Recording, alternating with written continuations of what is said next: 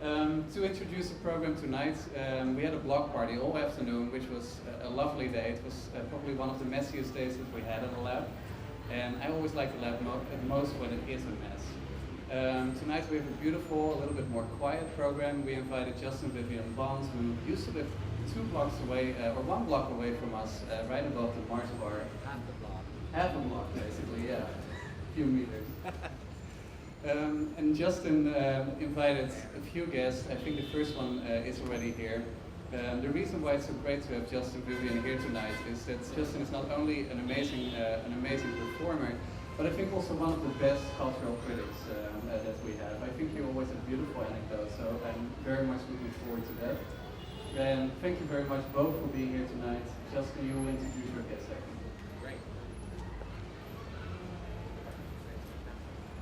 Good evening. Hello. Thank you. Thank you for coming.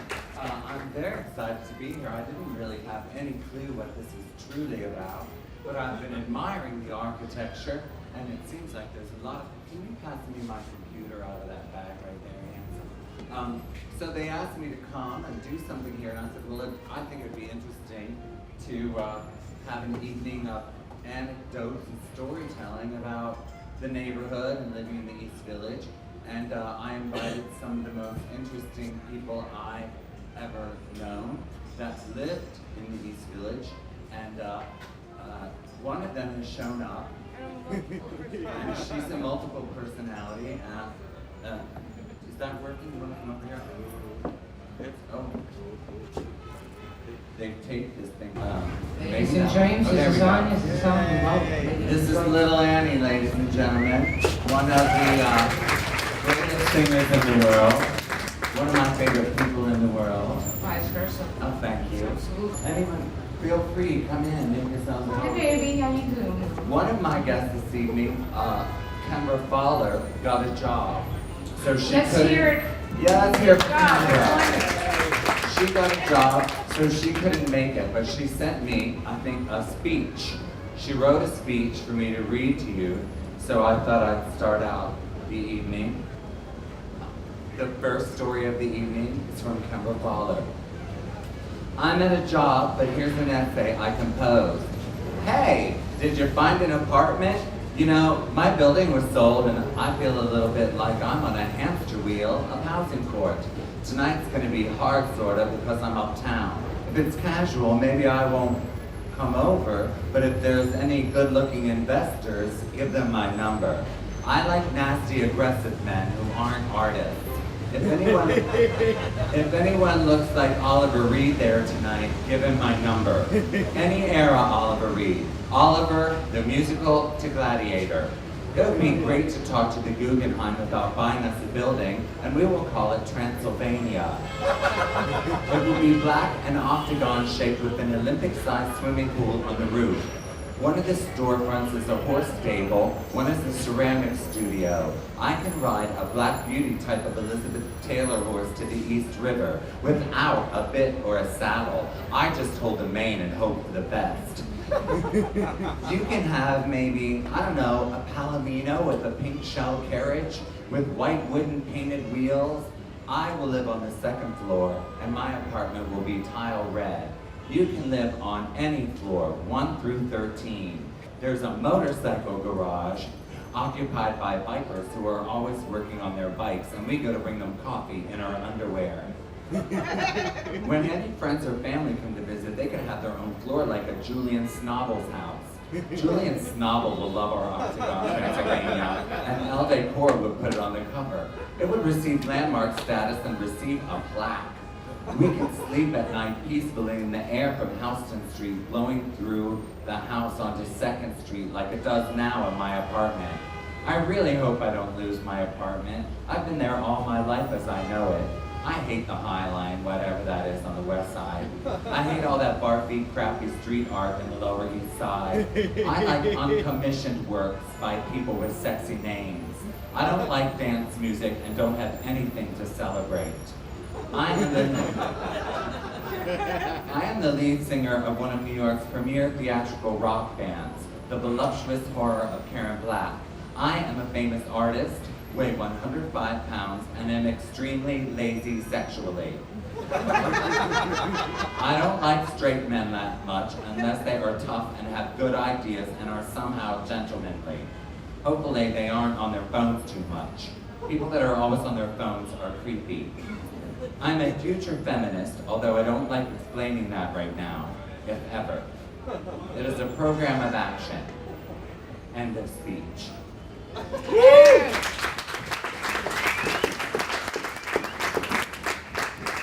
So, Kembra's not here to answer any questions on that speech, but that was Kembra's story. What's a hell of an idea she's got? I think it's a great idea about turning this space into a housing for people like us. I think so, except for the bikers with the coffee thing, I don't know. Firemen. A firehouse downstairs. Yay! Hot, hungry, sweaty.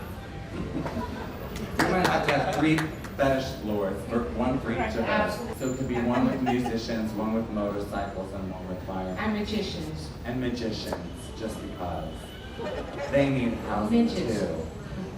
Midgets go on the roof, next to the pool. That was Kembra's story, so I didn't realize she might be displaced soon as well. I'm currently displaced.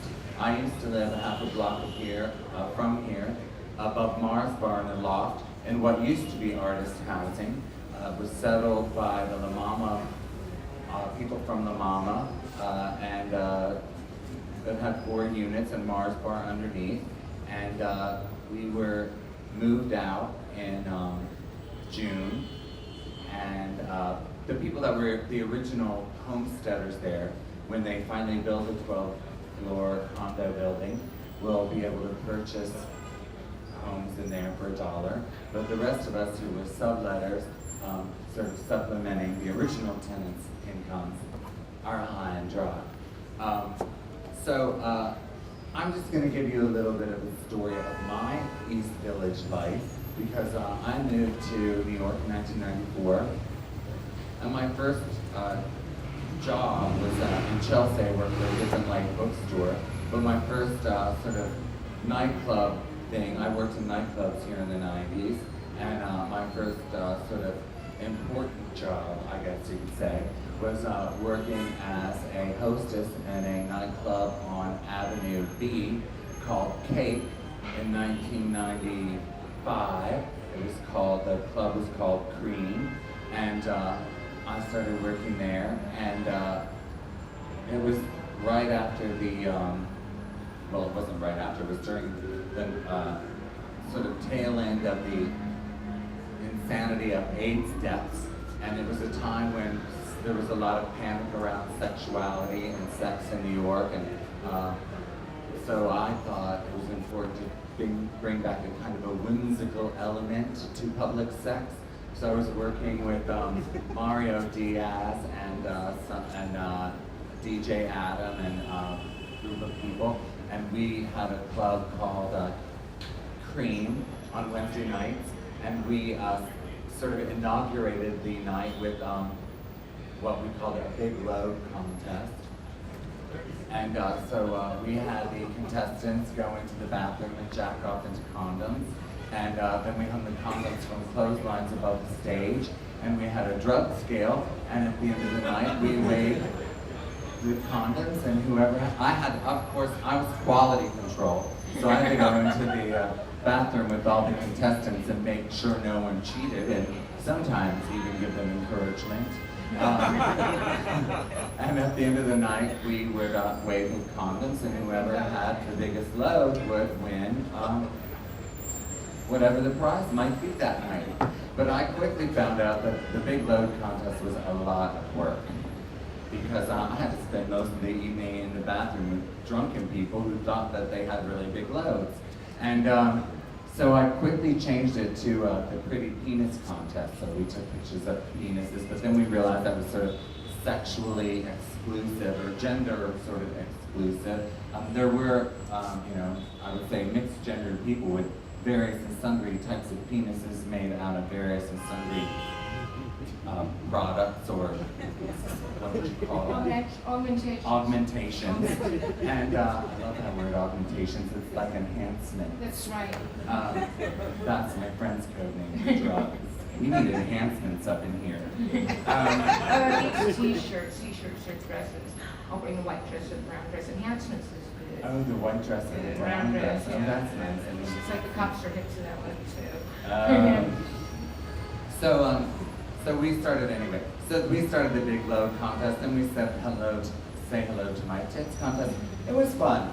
And then, but at that time I wasn't living in the East Village. I was living in Williamsburg because I had found a very inexpensive place in Williamsburg because Williamsburg was very different then.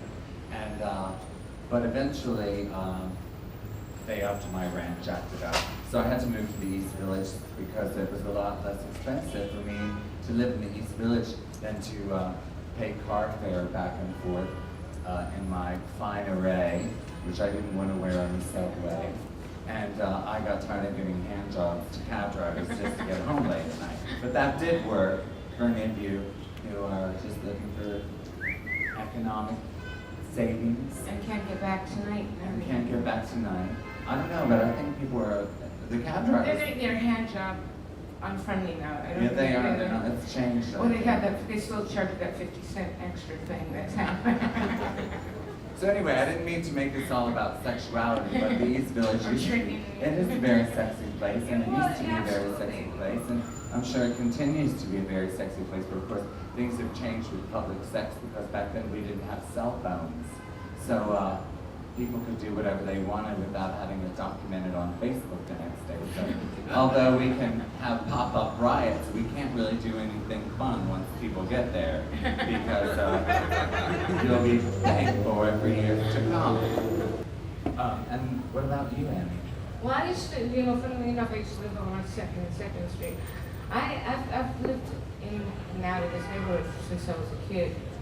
My first place was on 5th Street, and second back in this not early, I'm dating myself. It was the kind of about 77, and you couldn't give places away down here. Nobody wanted to live down here. And there was nothing, there was the Jewish bakery was here, the Polish restaurants, and maybe dry cleaners. And it was funny because I was living in Europe, I had also gone to London, and I would come back and visit during the early 80s, and that's, I guess, when things started changing. Friends would say, oh, we're going to go see a play over on Avenue B. I go, you're going to see, what kind of play are you going to see on Avenue B? Where you can see people standing around, like a burning garbage can, they shoot dope. What kind of play is it? You didn't, you would go east of First, at Jerome Peril, there was an after hours club. But I had moved back, I got tired, Europe started getting real jaded and sad, and all the things that I had hated about the U.S. I started to love about it. I loved the naivety and kind of the get up and go thing about being here. So, again, I was like a kid by that time. I had already been married and divorced at least 2 or 3 times, and it had changed, but it was before I kind of. You could still live down here for almost nothing, And this is how much the kind of area changed. I remember coming back here from work.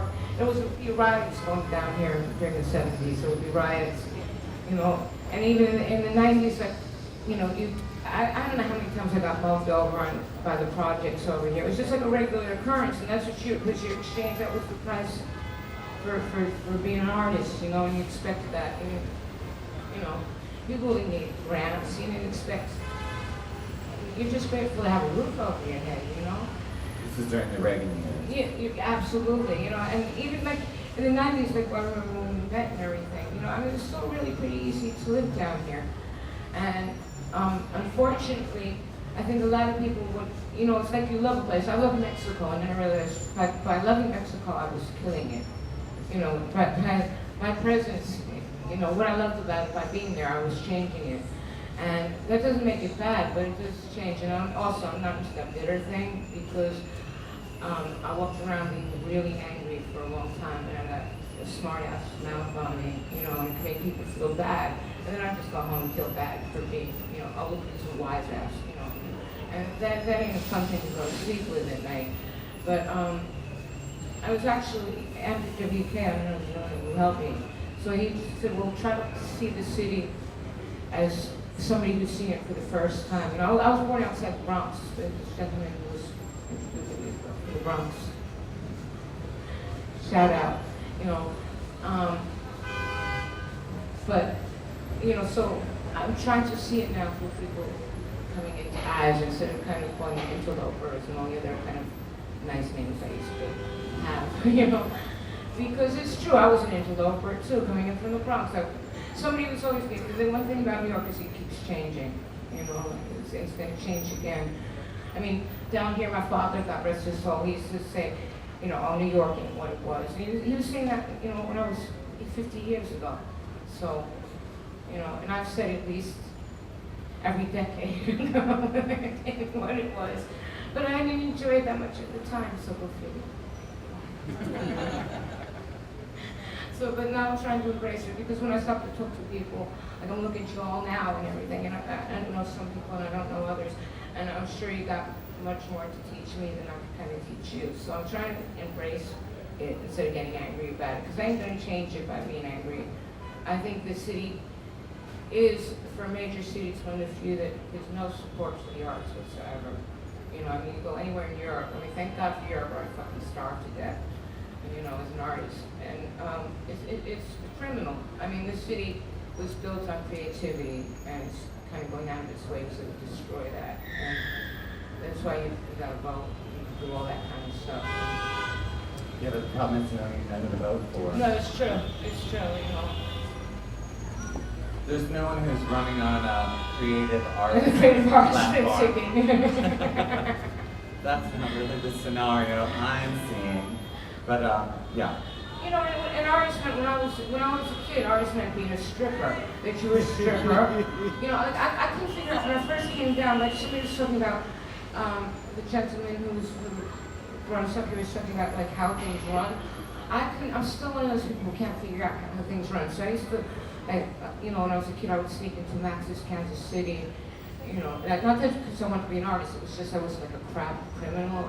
I wanted to be a criminal, and I was so bad at it that I ended up as an artist, you know. And I would sneak in, and there'd be all these like amazing looking people, you know.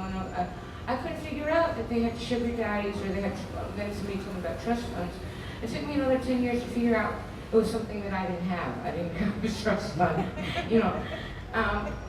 Almost every band in this city was because their girlfriends were stripping. If you dated somebody, you were expected to support them. If you were a woman, you know, or lived as a woman, you know, if you had a boyfriend, you supported them by you know, stripping or tricking or whatever.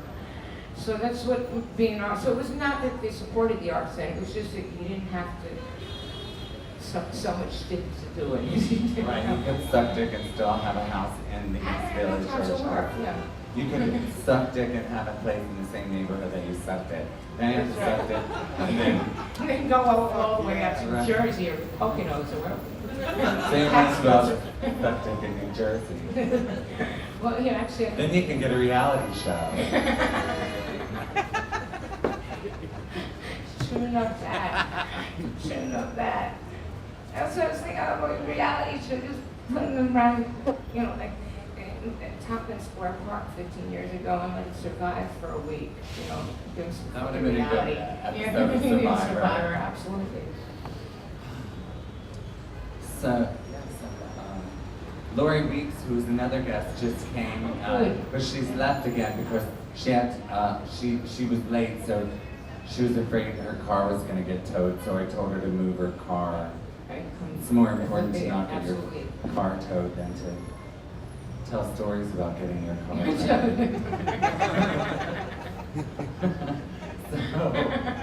So yeah, but anyway, picking up on that thread, because I was lucky in living in that place in, you know, New Soho here in this area, because I enjoyed the low rent, I enjoyed the artist lifestyle, but I wasn't one of the people that sort of homesteaded it and suffered and put it together and lived there with a crack, you they were smoking, while they were smoking crack out in Crack Alley.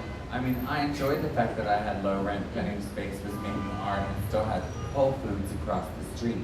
So I mean, I'm aware of the kind of contradictions and paradoxes involved in that. So, but having had a taste of what it's like to live cheaply and to be able to be creative, it's not going to be so easy for me to move back into the East Village and suck dick to have a studio. Yeah, right? It's a lot you have to suck, you know? And you know, like, to be fair, so, I mean, it sucks getting melted, it sucks getting raped, and it sucks getting knives put into your throat. You know?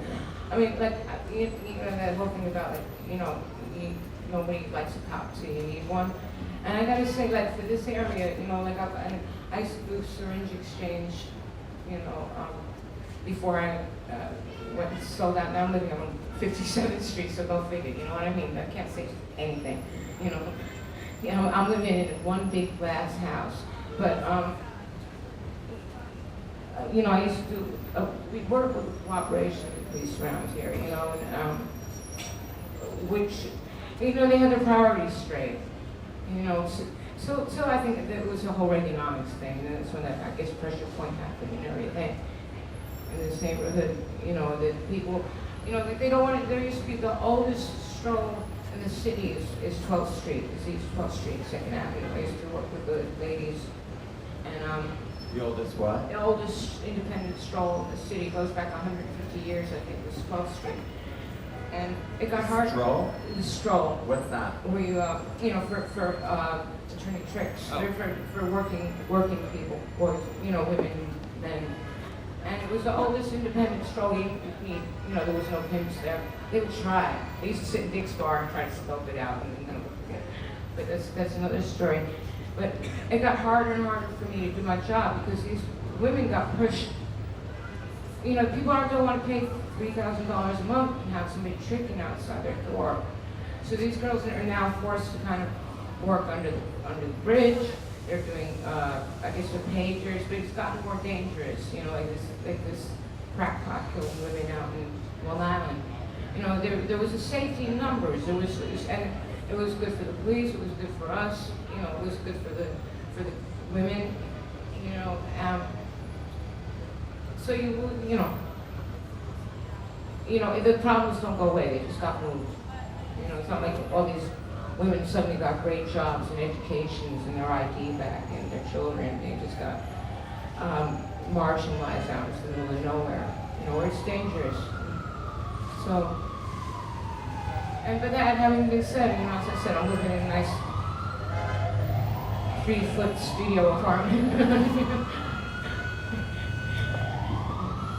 So, yeah, but that was a compromise, wasn't it? That wasn't your choice. No, absolutely not.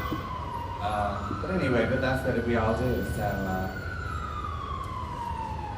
I think it's interesting that, there's so, I love living above Mars Bar, like for instance, I like all the noise of the city, I like the urban feeling, I like, you know, that's what I moved to New York for. I moved here for this craziness. I like it.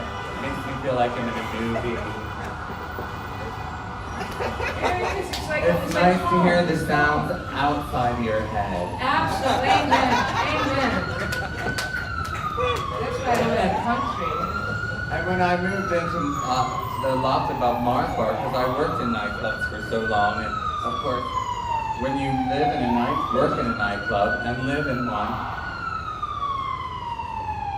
when you work in a nightclub, you're at the mercy of the neighbors calling the cops and noise complaints and everything. Like, you would say, oh, well, why would you move above a fag bar on Avenue B if you don't want to hear noise? But, you know, people have a sense of entitlement. They won, actually. They complained, and then the noise gets shut down. And so, so when I moved in above Mars Bar, the guy who ran Mars Bar, you know, Hank, who sat out. I tried to get him to come and talk to me. He was like, if I came and talked there, my friends would say I had 2 fucking heads. They'd think I wrapped myself up in front in a fucking flag and said, I'm an American. That's what what that means. I don't know what it means, but I like that It's from true, this idea it's of true, being it's here true, with it's a good me. image. Wrapping yourself in a flag. I'm an Amen. American, is what it means to come and talk here, ladies and gentlemen. And that's what you get from working in a bar for 700 years or something. And being harassed Right. for all of it. But he said, babe, if you have any, come over here, I want to talk to you. I said, okay. He says, if you have any problems with the noise, just let me know. And I've never met him before. This is the first time we're talking. If you have any problems with the noise, just let me know. Just call me. I'll take care of it.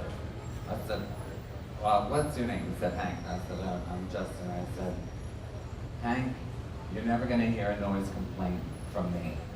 I don't give a fuck. I don't care. I don't give a shit. I moved into a loft above Mark's bar. I like the noise. I like people having fun. I like to hear people stabbing each other. I don't give a shit. I like the city. You're never going to hear a noise complaint from me. I don't care.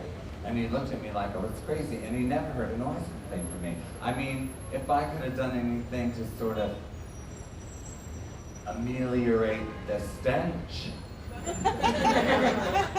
I might have. And in fact, I finally figured out, duct tape and foam core over the holes in the walls really kept the smell out. And then I was fine.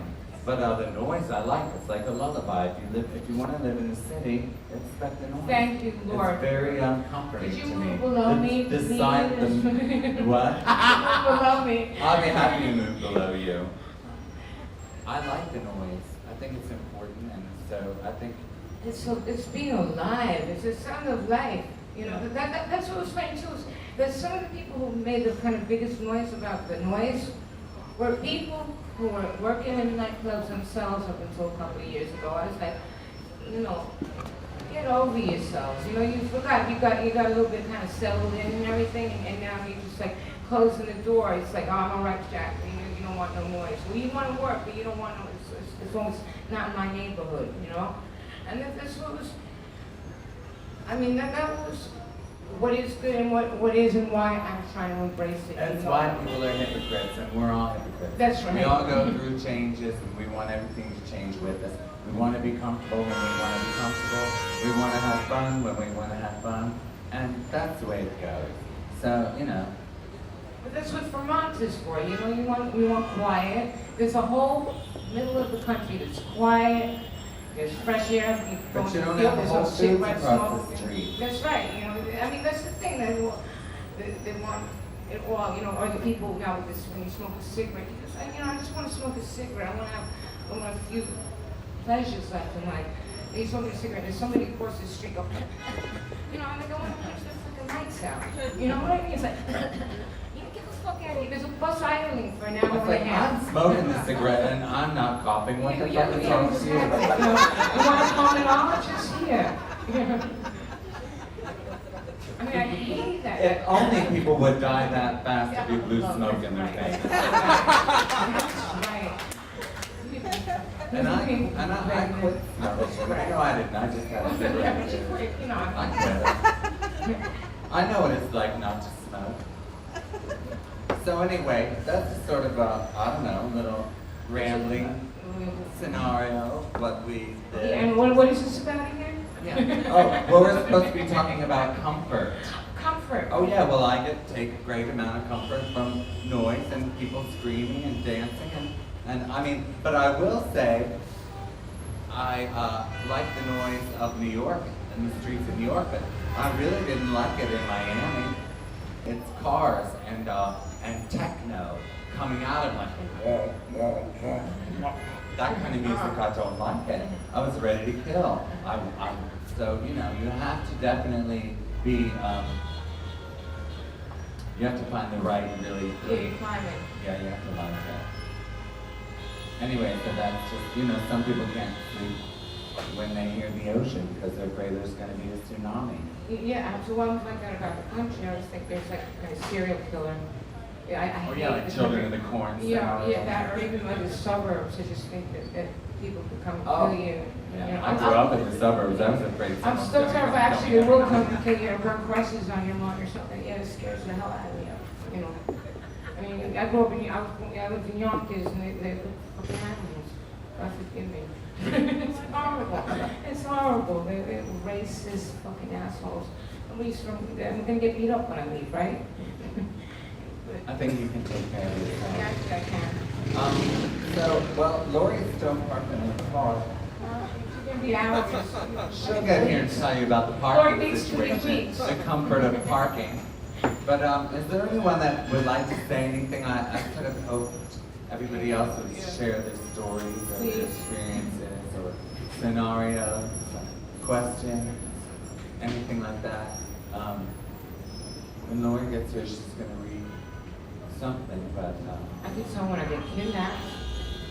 you got kidnapped? I got kidnapped over on the corner of, where was the old Cooper Square Diner? That was 4th Street. 4th, and Quentin Crisp, God rest his soul, he used to live in the, basically lived there. You could see him in the window every day. I love that. They would put like a purple light on him, it was lavender and violet on. Anyway, because, you know, like I was saying to you before, you know, like you meet so many people and you think you know everybody, you don't want to hurt anybody's feelings. And this guy, he'd come up to me and I thought I kind of knew him, but I wasn't sure. And he was like, how you been and everything? And I was like, I've been fine. And I don't want to, I don't know if I know him or not, but I think I know him. You know, I don't want to take the chance, the risk of offending him because maybe he's going to give me work or something, you know, whatever. Anyway, so, you know, I said, oh, you know, you're a designer, aren't you? Or something. And he's like, you could really well dressed and everything.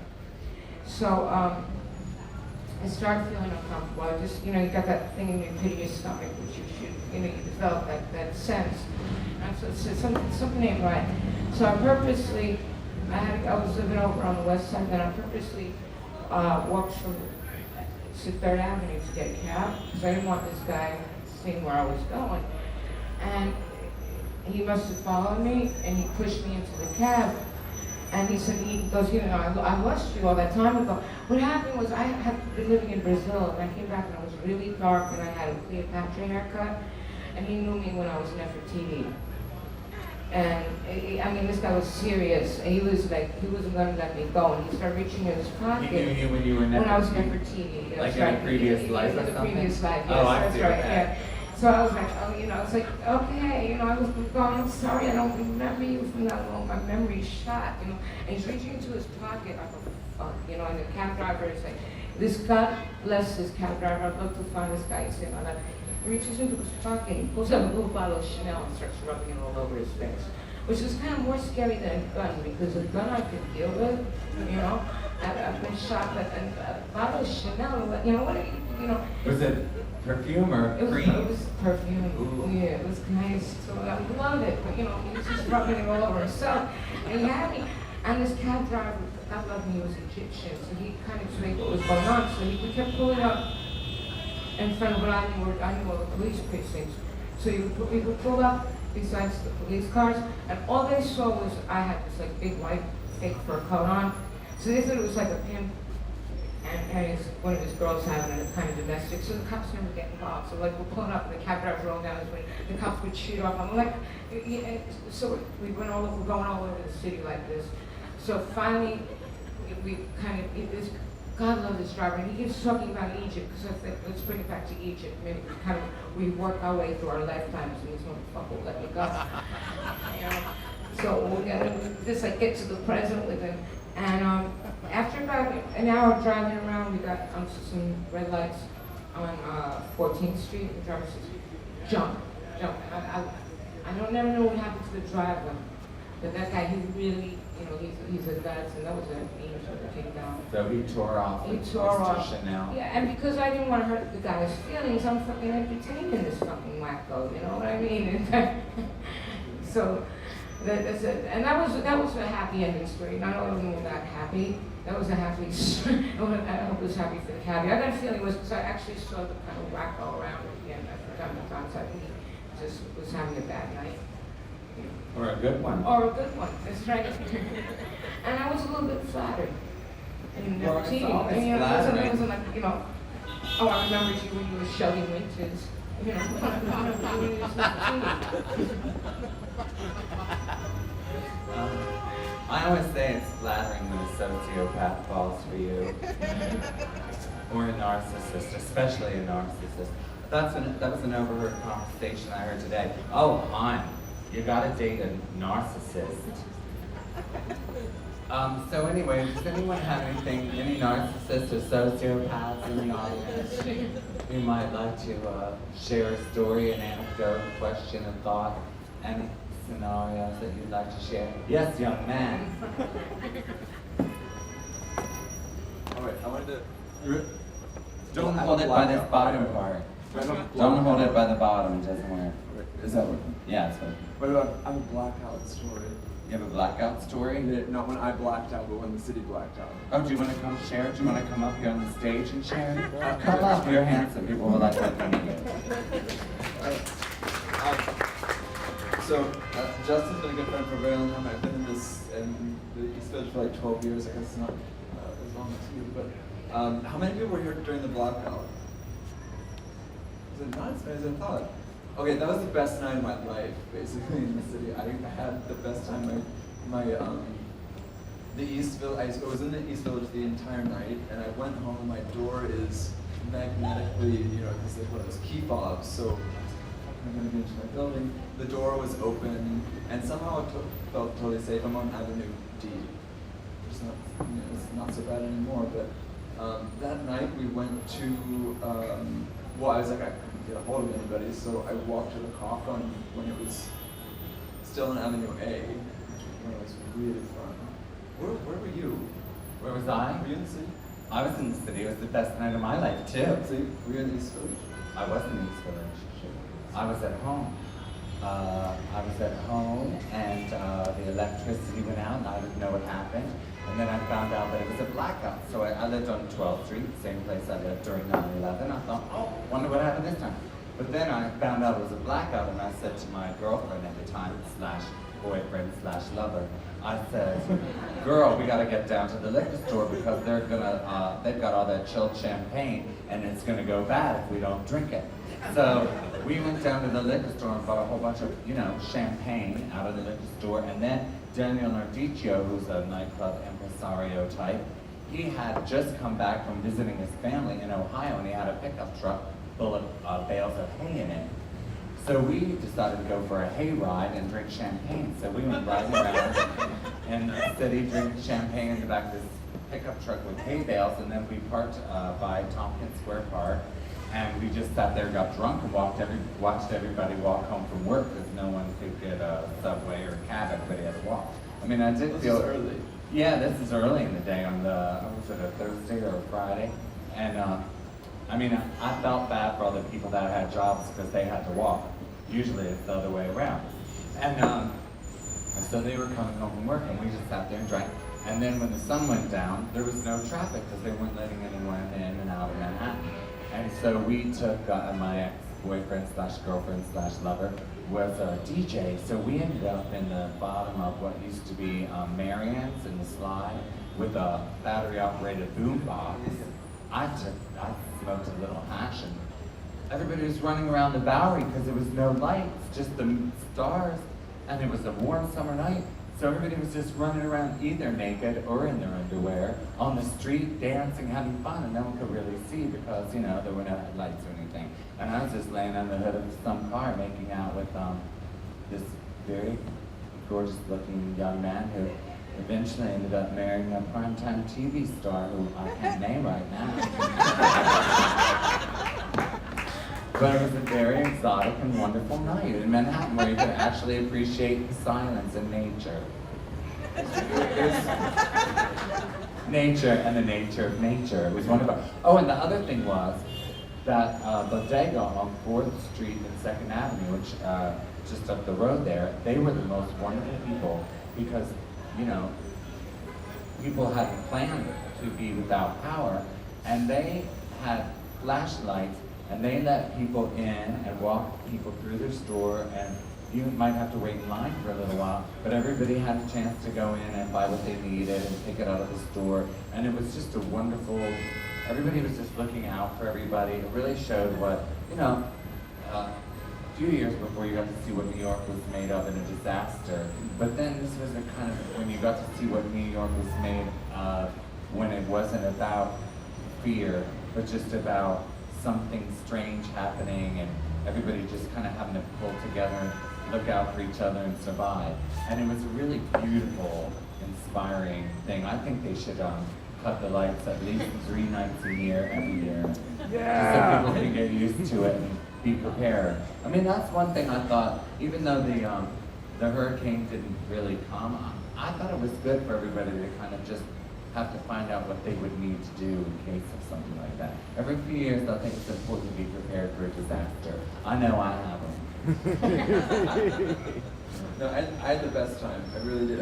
I sat in my windows on the 6th floor above this really beautiful garden, and a musician friend came over and his girlfriend, and we sat in my window on the fire escape and played the guitar, and he sang all afternoon, and the sun went down, and it got dark and late, and I couldn't get a hold of anybody, so I left, and like I said, I went to the cop, and the front door was open, and the side door was open, and the whole place was filled with candles, and all these boys were running around. I ended up there at the end of the night. I'm sure I saw you.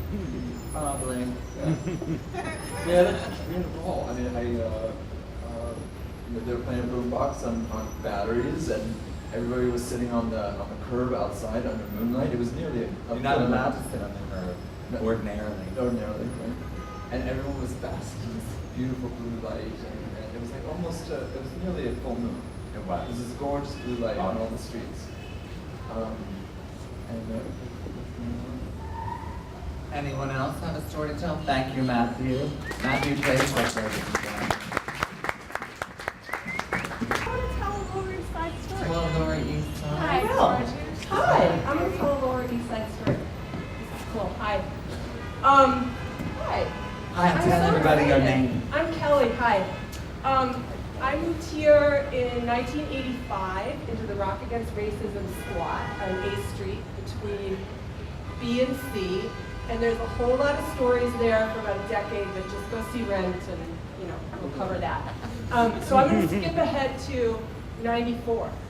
Well, actually 89. So 89, I got a rent-stabilized apartment in a building that was abandoned and mostly, warehouse. That's what they used to do then. So down there, like in 89, the buildings that were landlords were like half the apartments were empty and they called it warehousing, right? So I got into a rent-stabilized apartment there in '89, and half, most of the building was empty. But I'm still there. Yay! Woo, not home. But what happened on the block? So this is when heroin.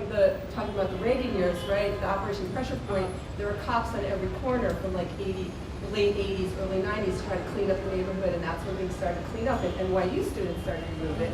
So my building started to have the empty apartments, and NYU students started to move in, and that's what really, the population thing started. But here's a story about, that moment when there's still the old guard is still there, and that block, we used to call it the laundromat block. That's right, yeah, the spot, yeah.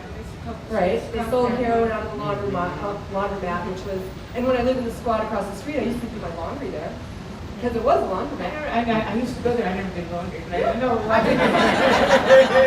I mean, it was cool, and there was a woman that made pierogies upstairs, because the Polish people, she'd bring them down to the guys that were dealing and guarding the block, and the guys that light up joints, so you could do your laundry and get fed pierogies and smoke joints with the guys. And they liked it because they wanted to know who lived on the block, and it was the most incredible safe block. They closed it off in the summer, and the kids played in the street, and they wouldn't let anybody use drugs. You weren't allowed. And the people who cops, like Thursday and Friday night, there'd be people with trench coats and briefcases because they were coming from work on payday, and they'd cop, and there was no using, no. I mean, I used to walk through Tompkins Square Park, and then this is 7th Street between B and C, middle of the night, coming home from the nightclubs, probably where the two of you were singing, totally. Where you were blind cab drivers. Because they were guarding and they were watching out for the people on the blocks. They didn't want you to call the cops. They didn't want anything to happen. So that's how it was. And then in '94, I had a roommate. So then I'll tell the story and I'll get out. So by '94, this is still going on, but the neighborhood's really cleaned up, and there's more NYU students, but there's still, my block is still laundromat. It's still happening. And I've watched these kids grow up because I've been there since '85. So the kids that I met were kids. They're now guarding on the street, and they'll like give you a hug, and then it was very neighborhoody and safe. So it was '94, and I have a roommate, and she used to lock her bike out front, because that's cool. You know, nobody was get off the lot. So one morning she comes down to go to school or work or whatever it was, and the wheel's missing off of her bike. And you know, it screwed up her day. She was late, subway, got places. Comes home, hour later than usual, and there's a brand new wheel on her bike. Not her wheel, but a brand new wheel. So she's standing looking at her bike thinking, wow, that's really strange. And then the guys who are guarding, you know, on the street are like, oh man, is that your bike? Oh, I'm so sorry. You know, I just went to take a piss and somebody stole your wheel. So I had my, you know, homeboy go and find one. He went around the corner, he got another wheel, he fixed it up. It's cool. Take it for a spin. I want to make sure it's all right. Kelly, thank you.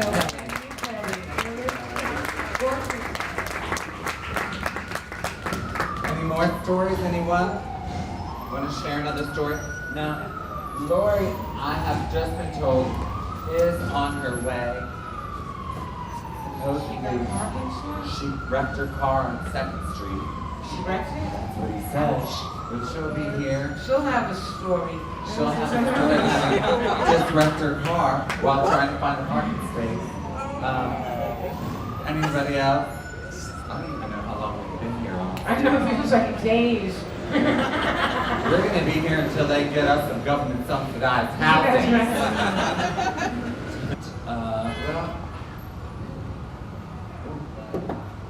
Oh, I got to get this call, ladies and gentlemen. It's about my keys to my house. I'll keep talking. I was here for the both blackouts. I was here for the one in when 3,000 people got arrested. The first, what was it, the first one? There was one in 70, it was the same summer, 77. Good book, you want to read a good book? It was ESPN did a thing, The Bronx is Burning. Has anybody read that book or seen that series? They talk about the blackout, his son is Sam, and Reggie Jackson with the Yankees taking the pennant and everything. But it was amazing because it was just, I was sitting Washington Square Park and lights went out. It was like boom, boom, boom, boom, like, you know, sequence. And then all hell broke loose. And actually it was kind of, not down here, because there's people out here with like guns and stuff on their laps guarding their stores and, you know. And but man, when the lights went up, like when the sun came out, does anybody remember that? It was like busted. The first blackout with 3,000 people. They just arrested everybody. They just arrested like 3 million, no, 3 million fucking people. They just because the things were bad then. And but this last one was very civilized. Oh, it was fun. Yeah. Sexy. Yeah, it was. Of course, it was the time, you know. The city had been in lockdown for a couple of years, as it was, because, you know, Yeah. things were different. Yeah, and that's the thing too. Is I mean, I think we're in a blackout now might be a little bit crazier than Yeah, absolutely. Yeah. I mean, things are a little bit more difficult again. It's just tough. Things were tough when everybody got arrested. There was a good cause for rioting for us, you know, and things were kind of, yeah. And also that I think after 9/11, everybody felt this kind of duty to behave. You know, it was that kind of putting together thing, and that, you know, which was the nice part of it. The bad part was using it people to behave too much. You know, it's like the boogeyman's gonna come get you. Well, no one would have thought they'd have been rioting in London this summer. I mean, I'm not saying I want everybody to be rioting, but I'm just saying things change. People might go crazy any minute. Yeah, London, the whole figure. Not a million years. But anyway, we're in a sort of a time-based reality situation right here. Yeah.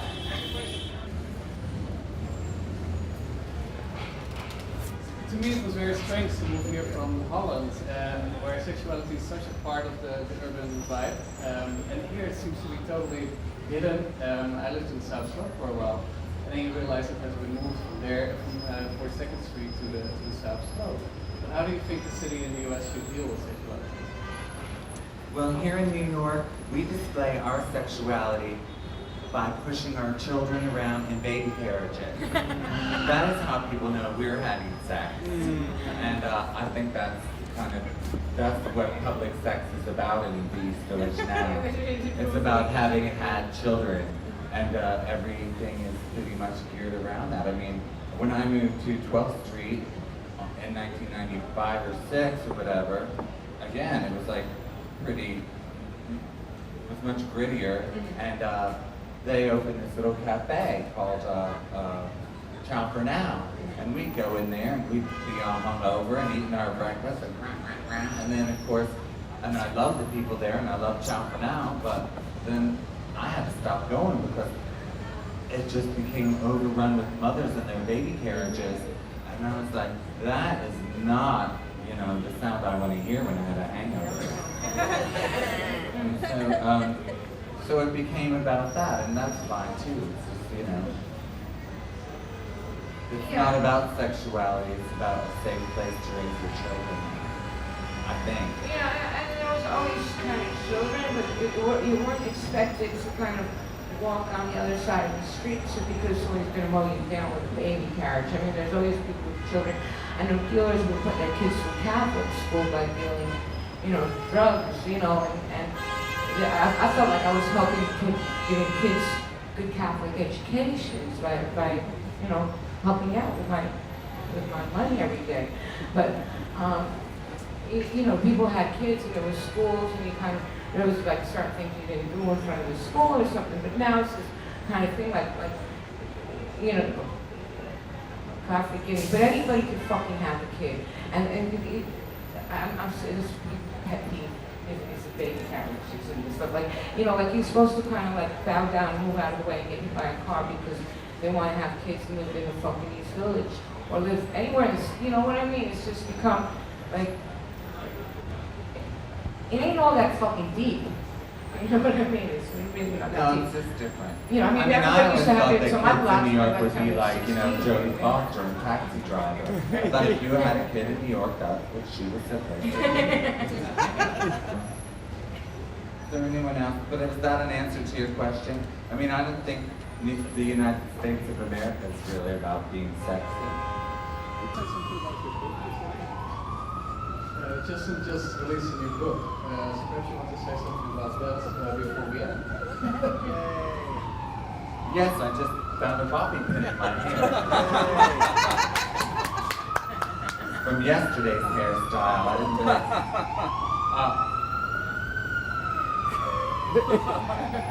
I really hope that these sirens are for a reason. I used to think, oh God, those sirens mean someone's having a bad day, but now I just think they're for show. Hey, we're here. Time and walk. I cross myself usually, but now I think it's showtime